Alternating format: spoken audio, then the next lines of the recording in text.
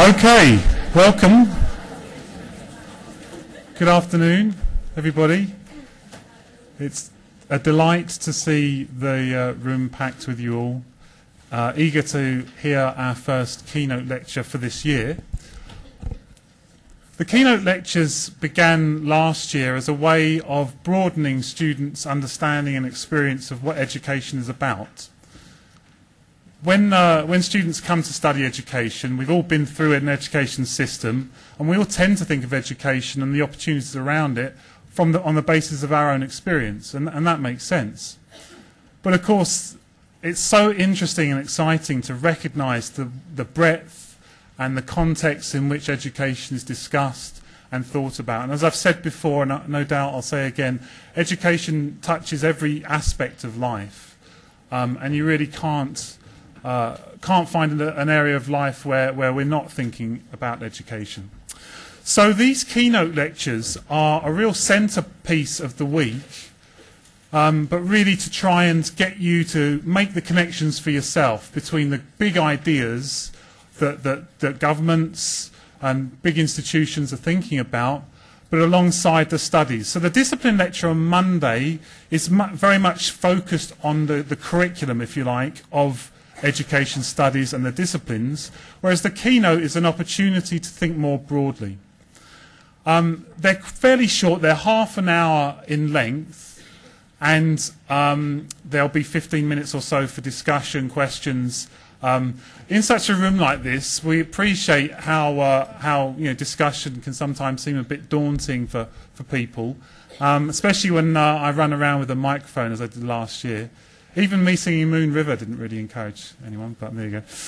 All right, so one thing that we're trialling to see if we can encourage more and more discussion is the use of a text wall. Has anyone heard of a text wall? Let's see any hands going up. No? Text wall. All right, so it's new to everybody. Good. All right then. So the basic idea is that for the price of your normal text message, so if you've got a contract with free text or whatever it is, then you won't pay any more. Then you create a text message, and the number up there is on the screen, 075 blah blah blah. The first word in your message should be hope. And after that comes your comment, your question, your reaction. Okay? So what we'd be delighted with is if somebody wants to test that at any point today. And Dr. Wendy Bignold, who's giving today's talk, will periodically... Thank you. Let's check this out. Nice. That's good. So someone's worked it out already.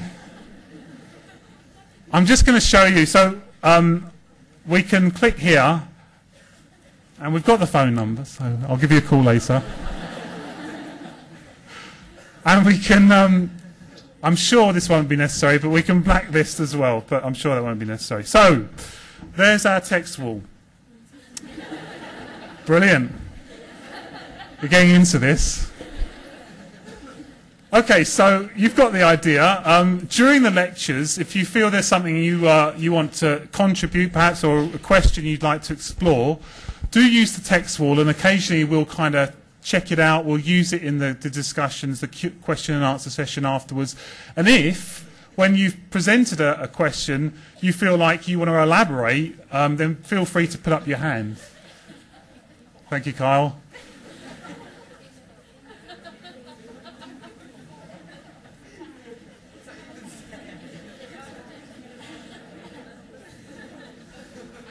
All right. So you won't be able to see them while the slides are up, of course. But yeah, do send text messages that are relevant to the topic, of course. Okay, so I've said something about the keynote. Obviously, make notes if you want to, but the most important thing is that you participate. Participation can mean just really being interested in listening, but also asking questions. And I'm sure, for the most part, everybody that talks on these keynotes would be delighted to have a conversation after the session if you want to come down and you know, pick their brain in more detail. So I think, without further ado, I'm going to hand over to this year's first keynote lecturer, Dr. Wendy Bignold, who is Vice Dean of Education in the Faculty of Education. Many years' experience teaching here, looking after the Education Studies students and staff, and it's a delight that she can kick us off this year. Thank you very much. Sorry, I've got to hook my microphone onto my boot. If you ever have to give a lecture, then think about where you're going to hook something like this. So this looks a bit odd, doesn't it?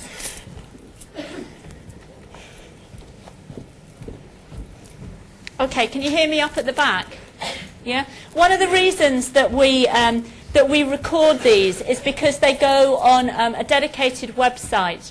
So the point of the keynotes, as David said, is to introduce you to some broader educational issues or ideas or concerns.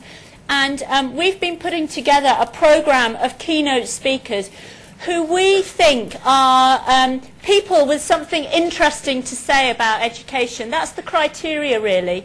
So some of the speakers might be great academics, as my three colleagues over here are. Some of the speakers might be much more practitioner-orientated, or people that are out working in the wider community, or are part of national or international bodies or groups advising on education. So a whole range of people, but the common thing is we think they've got something interesting to say to you and share with you. And I don't think it's about sitting in the lectures taking loads of notes. It's really about listening and engaging and perhaps writing down some keywords or some thoughts or ideas that occur to you. And that's why we record them, and they go on the website, and so do the slides if people use slides. So the slides that I'm using, there's not a lot of writing on them. They're really just to remind me as I speak more than to give you lots of information. So those will be made available to you. When I agreed to do the one today, I didn't know that this was going to be text wall for the first time. So we'll try and stop and use this session as a bit of almost a kind of introductory keynote, so that next week you're familiar with the format, you're familiar with using text wall, and you're ready to go. Okay. Yeah, so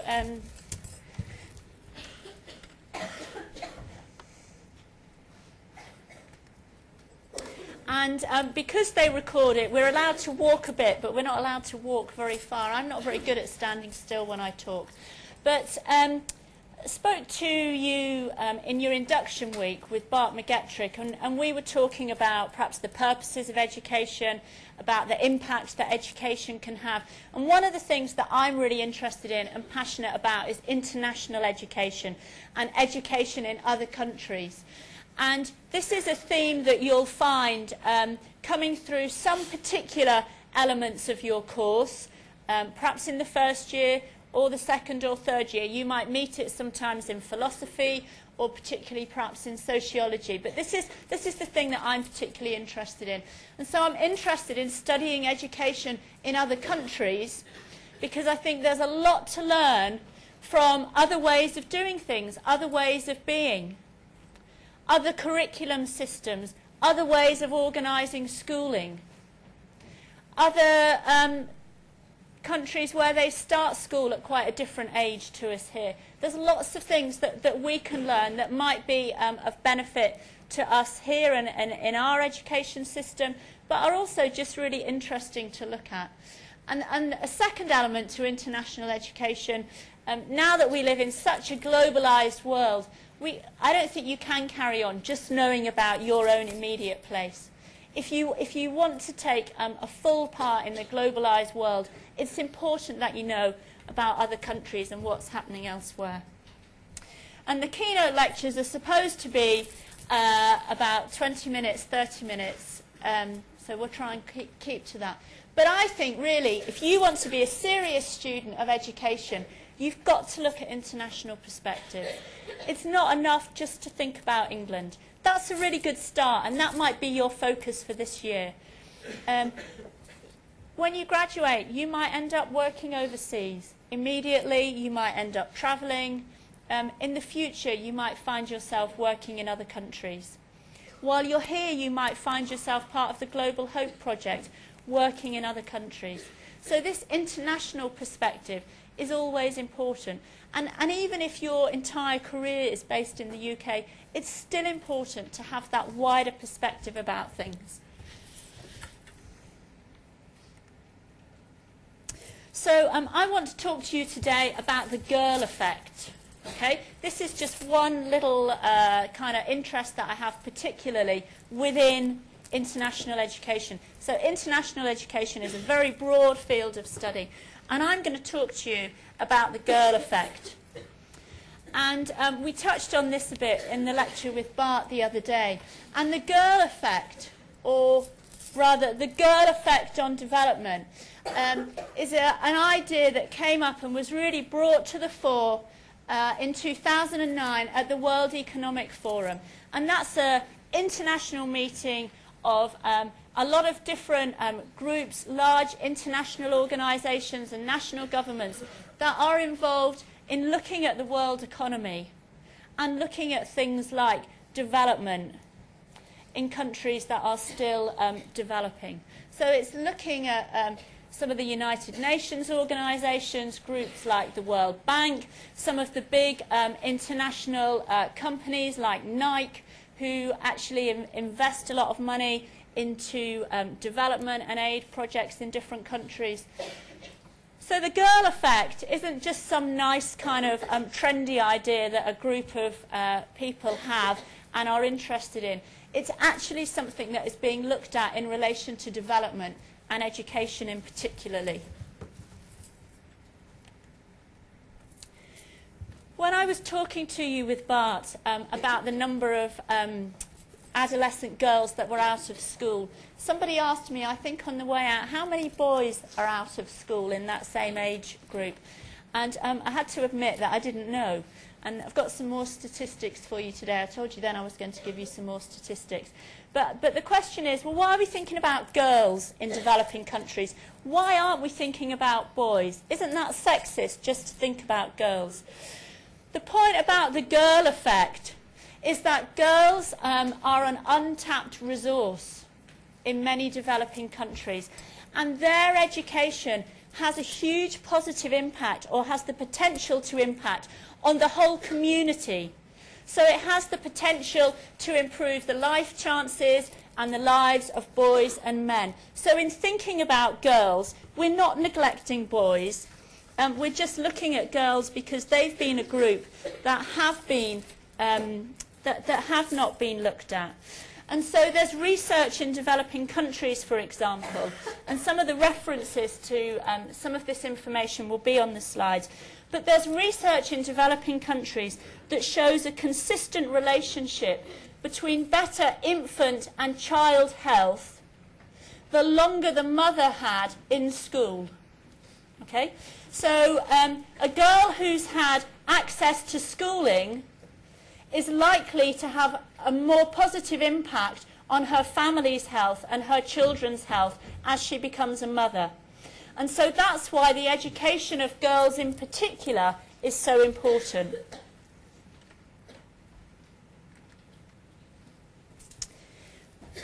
I'll stop after this slide and we'll go to the text wall and see if we can get anything to happen. When girls or women earn an income, they reinvest 90% of it into their families or communities. Okay? So a girl or a woman who's earning an income, now the implication there is that if she's had some education, she's more likely to have a paid income. She will invest an average of 90% in the family and the community. A boy or a man who is earning an income will invest between 30 and 40% in his family or community. So you see here the point I'm making, that education of girls benefits the whole community, including boys. It's not just about the education of girls for the girls' benefit, it's about the whole community. And if you're thinking particularly about developing countries and communities where they're not fully developed, and by that I mean with a good standard of living and access to good health care, higher levels of higher age of higher life expectancy, literacy rates, lower infant mortality rates, those kind of things. It's the education of the girls that impacts on the community. Do I need to come out of this now? Yes. Shall I just end it? This is a bit of the trial and error. How are we going to get the text wall to work?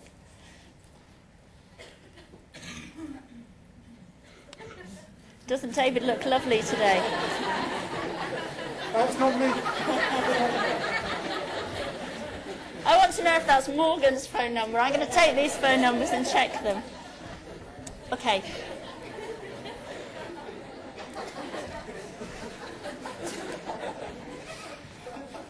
Okay, so there are some statistics that are going to come up in a minute in the second part of these slides that will give you particular references. But there's a really good resource that, if we've got time, I'll show you. It's called The Girl Effect. That's the name of the website.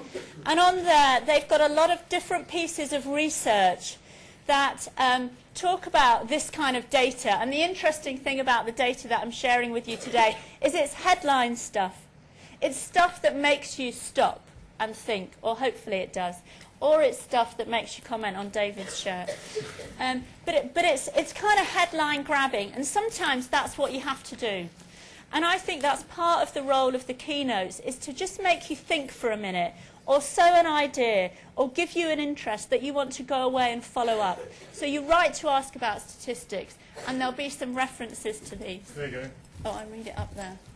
Okay.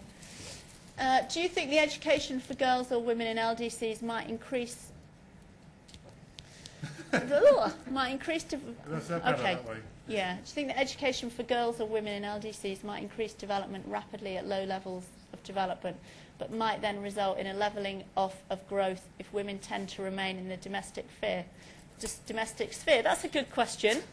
Well done. It could do. So this person, and if you want to put on there who you are, that's great. You don't need to.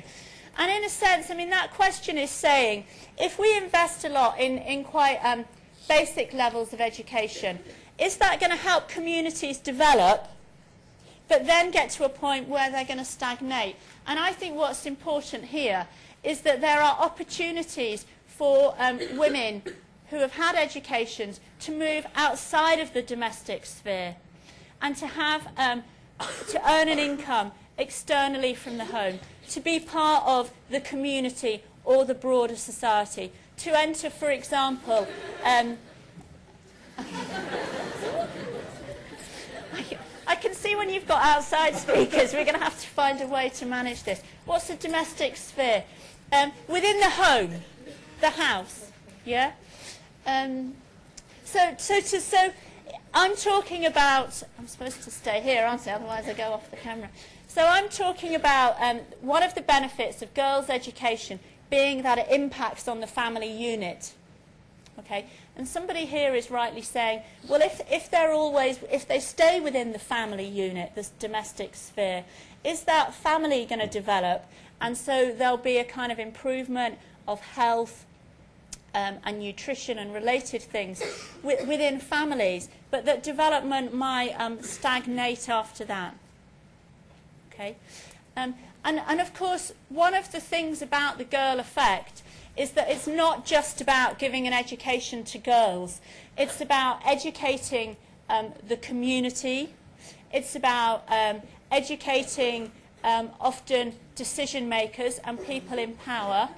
A lot of the countries that I'm interested in are very patriarchal, so they're very male-dominated societies, and there are lots of different reasons for that. They might be due to cultural traditions, they might be due to religious traditions, but sometimes you're in a position where all of the positions of power, if you like, whether that's being the principal of a school, or whether that's about being the chief of a village council, or whether that's about being involved in local politics. There's often a tradition that those positions are held by men. Now, of course, this is all relative, and I'm speaking to you really generally, and I've already used 25 of my minutes. So there are exceptions to this, and as development occurs, these things are beginning to change. So what is important is that we don't educate women, and then they have to stay within the domestic sphere. There need to be opportunities for them to take a wider role in their community and societies. That was good, that worked. I think I'll get them back for this another time. Talked about this the other day. I think 130 million youth that are out of school. And 70% of these, that's 91 million, are girls. That means 40 million of them are boys. Okay, I've done my homework since last week. And again, these are just kind of attention-grabbing things that hopefully make you sit up and think. Yeah? I can't remember what that statistic's related to, so I'll pass over that one. 1p in every pound that is spent on development aid is spent on girls, or projects that are directly focused on girls. So that's not a lot of the aid budget at the moment. Okay? And there's information behind here that will give you sources, if you're interested in this, where you can go away and look at, well, what's the development budget that is spent on boys in relation to that, and how does that break down in terms of primary education or secondary education, for example. But this is just trying to get you to think a bit more broadly. And of course, the place of education is just pivotal in this. Yeah? Education can and does make a difference. And really, that's why you should be interested in it. David said earlier, education touches every aspect of our lives. And it touches everybody's life. Whether you have a formal education or an informal education, whether you're in school or out of school, it has huge potential. And it's about getting good quality education that is appropriate for different groups, making sure that those different groups and individuals have access to it. I'm just going to go through a couple of these now and give you a little bit more in terms of some of the statistics. Okay, so you can see here, you can read that for yourself.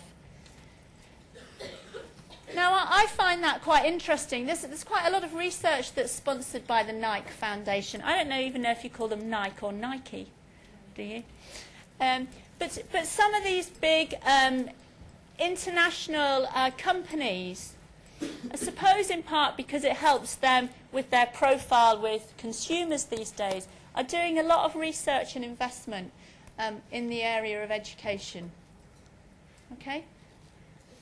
So those of you that are interested in following some of this up,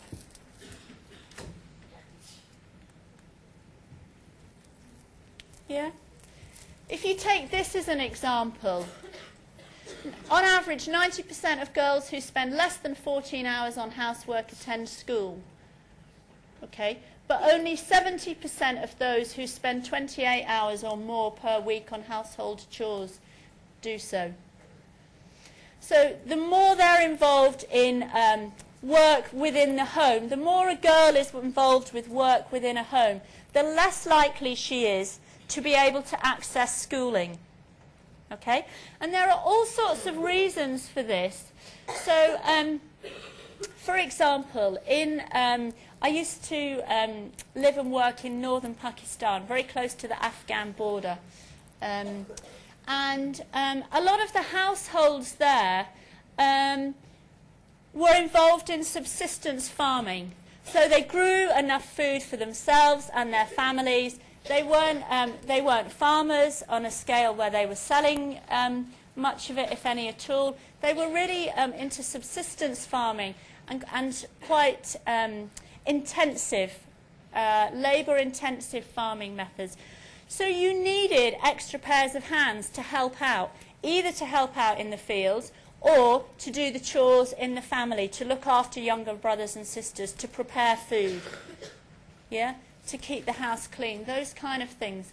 And in northern Pakistan, for cultural and religious reasons, there was a tradition that girls would be more likely to take on those roles in the house than boys.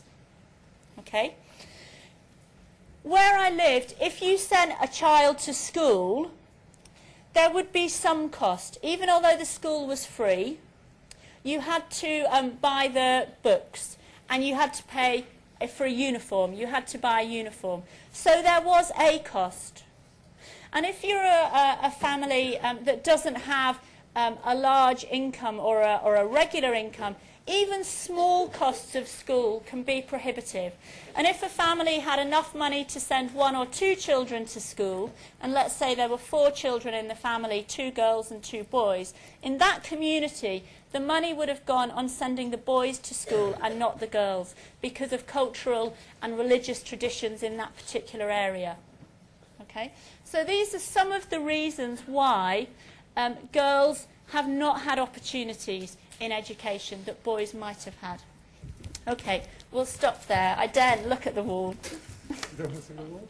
Yeah, come on. A few more questions on the wall. Other. I don't like difficult questions.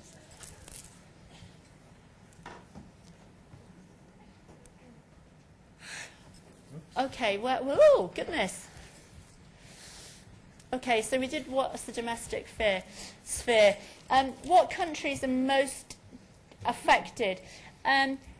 My own experience in this area is in the Indian subcontinent. So the work that I've done and continue to do is particularly around Pakistan, India, Bangladesh, Sri Lanka, Nepal. A lot of the African countries, and particularly sub-Saharan African countries, have got low participation rates for girls. These 3 here probably explain some of these things in better terms than me. But I think that's one of the challenges about a keynote. It raises a lot of questions, and I'm quite happy perhaps to develop some of these answers and even respond to them and put something on Moodle or something afterwards. I don't know. That might be something to think about. Is if people are raising questions and they're not all picked up, or they're not always detailed answers given, whether the speaker might respond to them outside of that. The development budget is mainly aimed at girls. Why is this? The development budget has so far been mainly aimed, it's been aimed at children. The development budget hasn't been particularly aimed at boys. It's been aimed at children. But in having general provision, it's been boys that have had higher enrolment rates in primary schools and in high schools than the girls. And so in attempting to address that imbalance and invest in the whole community, there's now a much greater focus on projects and initiatives that are aimed particularly at girls. We've touched a little bit on the one above. Girls do better than boys in school in this country, but they still don't earn as much as men. Doesn't that mean that the hard work girls do in school is wasted? Who'd like to respond to that? That's a good question. That could be, I don't know, a fairly cynical answer. I think there are still gender inequalities in pay. I'm being videoed, aren't I? I've just remembered that. I was going to make a comment about the university, but I won't. Yeah, okay. I don't think it means that it's wasted, but I think it's an issue, and I think it's an issue, and that's why I say to you at the beginning, in things like international education, there's a lot to learn from other countries. We haven't got it right in England or the UK, have we? There are lots of things that could be differently addressed. There are different inequalities that still remain in our own society, whether they're to do with gender or class or ethnicity. So I agree with that last one, but I don't think it's wasted. Shouldn't we just educate men about their attitudes to women? that is a lot of it. That's a large part of it, which is why I say it's about education, not just to the girls, but of the families and the communities and the wider society often. And working in northern Pakistan, in an area that was fundamentally Islamic, working with the men, and particularly the male religious leaders, was a really important part of that. It's currently more effective for a family to survive by keeping the woman at home. Surely that is more important than an education. I wish I knew who was. I'm going to look to see who over here is texting wildly. I think the question that somebody asked about the domestic sphere, I think this is part of that. You know, there are different stages of development. And I think, you know, the family is important. But if you're thinking about the family's long-term survival and development, and education can really help that. And it's not necessarily 6 or 10 years education. Even 2 or 3 years education can have a huge impact, or has the potential to have a major impact on family health, sustainability, etc. Isn't this about technology? If you have electricity, you don't need to spend all your time on chores, so you can go to school. What comes first, technology or education? That's an interesting one. And thinking about the area that I used to live in, geography plays a very important part in this as well, and the physical environment. And technology and electricity is really important, of course. Electricity comes with a cost, a financial cost.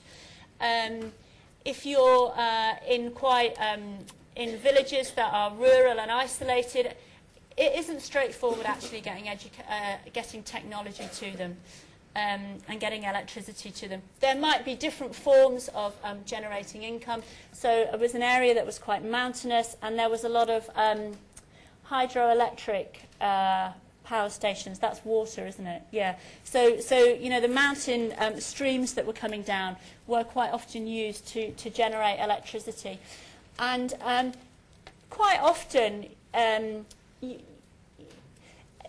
development budgets aren't just focused on education.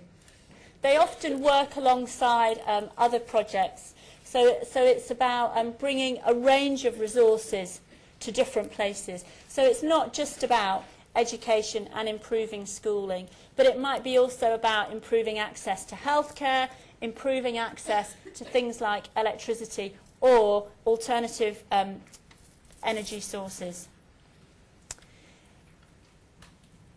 Isn't it the religious and cultural aspects that make girls' enrolment rates lower, not because of the funding? These things are all interlinked. It's not just because of the funding. But you've got to have provision there in the first place in order that girls, or indeed boys, can access it. So it's not just about the physical resources of having a school or having teachers and the level of qualification or education of those teachers. And Bart talked to you about a school he'd been in India where the teacher couldn't read or write. So it's not necessarily about formal qualifications. But if that provision isn't there, however you try and work with local communities and adults to address cultural and religious aspects, if that basic provision isn't there, you're not able to give opportunities to girls or indeed boys. While it may be true about gender inequality, is it possible to change cultural and religious views? I think it is. I think it takes a long time. And I don't it's not about changing them necessarily, and it's certainly not about changing cultural and religious views and values to ours. Sometimes it's about modifying. It's about perhaps helping particular, or not helping, that sounds patronistic, working with different groups of people, including in England and the UK, to adapt their traditions to the current environment that they find themselves in. So if you went back, I don't know, when was the suffragette movement? These guys on the spot. You know, if you went back in England a couple of 100 years ago, most women did stay in the domestic sphere. That was the cultural tradition and the expectation. But over time, things have changed and society has changed. So I think we still have to work to address the first one. I'm just very much aware of the time. Yeah, those are the questions? Do you want to okay. go back to the slides, or just maybe take a? Yeah, I'm not going to go back to those, except to say that there are one or two other slides in that set that have got some of those particular statistics and the sources of them underneath, because I think that's quite important. What we'll do is we'll see if there's any general questions or the text wall, and then if not, we'll just finish with a short clip. Someone's answered the suffragettes. Oh, fantastic! 1960s. I'm not early 20th century. Yeah, yeah. I thought the 1960s was all about female empowerment and miniskirts and all that kind of stuff. Yeah. Okay. I've worked in a school where, although the girls want to come to school, they're unable to attend a majority of the time due to the cultural expectations in their community. That's the kind of thing I've been trying to give you a flavour of this morning. For example, in a family with many children, the older girls are expected to care for their siblings. In this situation, how could you encourage education without affecting the cultural traditions of a community? That's a really good question. And you know, we were talking with Bart last week about formal education and non-formal education. And formal education I think of very simplistically about being in schools and the kind of normal curriculum. I don't know who that was. I'm going to watch in a minute who's texting. But, you know, you could have schooling that takes place, girls' schooling that takes place for particular months of the year that is outside the harvest time, for example, or times when girls are involved in a particular community in farming. You could have education initiatives for girls that take place at 2 hours, let's say, in the middle of the day. Often in the morning, there are a lot of household chores to be done, and at the end of the day, there are often a lot of household chores to be done.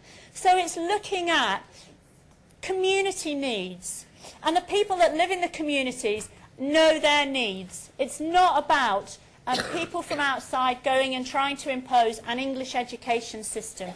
It's looking at what's the most appropriate for different communities and different scenarios. Okay, we're getting there with the suffragettes. That's good. If a society is meant to adapt religious beliefs to match the social climate around it, then why don't we have women priests yet? I could defer that to some of my colleagues here who have much stronger backgrounds in theology than I do. It is double standard, and that's what I say. You know, we haven't got it all right. And an international education isn't about saying other countries should have an education system that is built on the English system. Of course, part of the problem is a lot of countries, particularly those that used to be part of the British Empire, have got education systems that are built on the English model, and they're not appropriate for different cultures and needs and contexts sometimes. I feel as if I've gone 5 rounds with Mike Tyson doing this. Okay, I think should we finish there? Yeah, I've got a little 3-minute sort of little film, if they were not film, but just do you want? I mean, I can play it. Okay. Right. Okay.